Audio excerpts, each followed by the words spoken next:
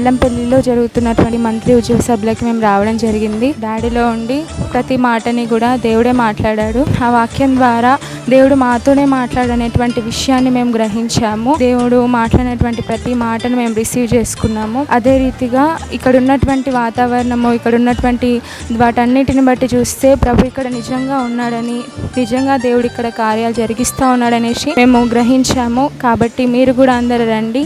ఇక్కడ అనేక కార్యాలు ప్రభు జరిగిస్తూ ఉన్నాడు. ఇంకా ఆయన జరిగించినవి ఉన్నాడు. మా జీవితాల్లోనూ కూడా ఆయన ఎన్నో మేళ్లను చేశాడు. కాబట్టి ఇక్కడికి వచ్చి దీవించబడనని మనస్ఫూర్తిగా కోరుకుంటే మాటలను ముగిస్తున్నాను. మాది పాలకొల్లు, వెస్ట్ గోదావరి జిల్లా. 3వ రావడం కానీ నాకు చాలా ఆత్మీయంగా ఉంది. మరి ఈ రోజు డాడీ చెప్పినటువంటి మాటలు చాలా ఆత్మీయంగా ఉన్నాయి. మరి ఇక్కడ చూసినట్టయితే వాతావరణం కూడా అంతా చాలా అద్భుతంగా ఉంది. భోజనాల విషయంలో కూడా చాలా చక్కగా ఉన్నాయి.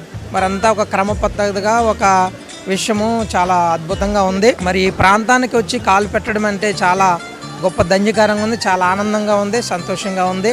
మరి అన్ని విషయాల్లో కూడా మరి డాడీ గారు కూడా అందరికీ ప్రార్థన చేశారు క్రమ పద్ధతిగా. మరి ఎవరిని విడిచిపెట్టుకోకుండా ఒక్కొక్కరికి ప్రేయర్ చేశారు.